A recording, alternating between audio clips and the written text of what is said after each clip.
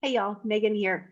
I was asked by our incredible marketing specialist, Nicole, this month to share a misconception about trafficking and something that I wish people had known while I was in the life.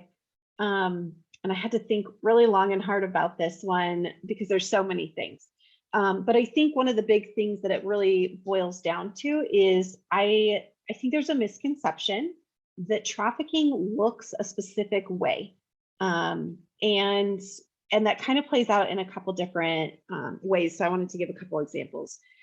First of all, as we all know, like the movie Taken, and trafficking doesn't look like that here in the United States, at least. I know that that movie came out while I was being trafficked. I saw that movie while I was being trafficked.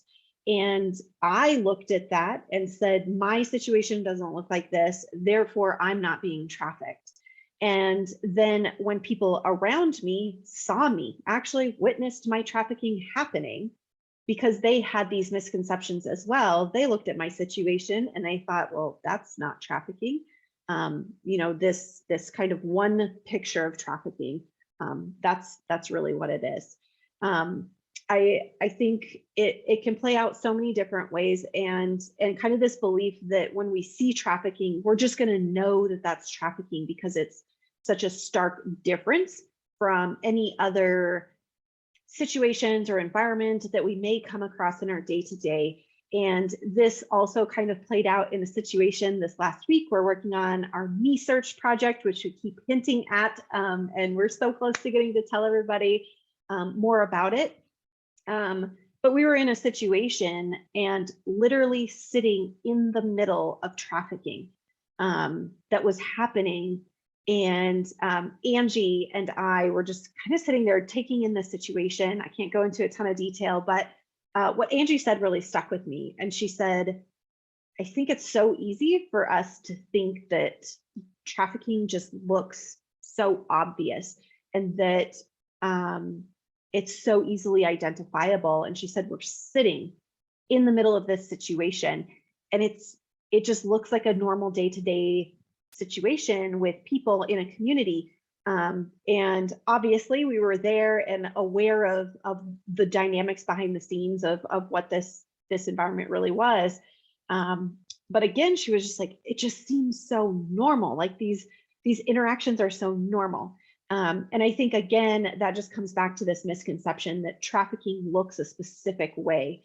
And ultimately, that's what keeps people like me hidden in plain sight for so long, because our situations do kind of look normal from the outside, or we interact with our community at some level in normal ways. So we go to doctor's appointments, we take our kids to school, we're in school, we have families.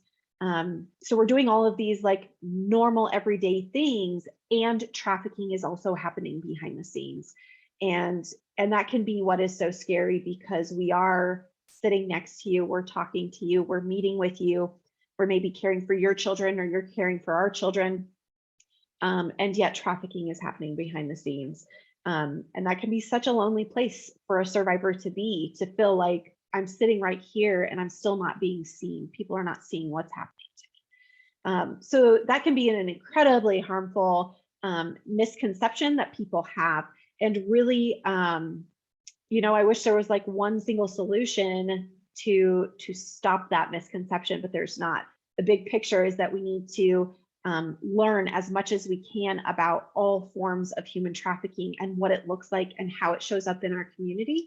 And then more broadly, we just need to be connected with people in our community and create really intentional, genuine, safe relationships with one another, and make sure that people in our communities are connected with groups and that they're seen as a whole person. So those are, that's kind of my big misconception about trafficking, and something that I wish people knew, and a couple examples of how this can play out and how it can impact victims and survivors.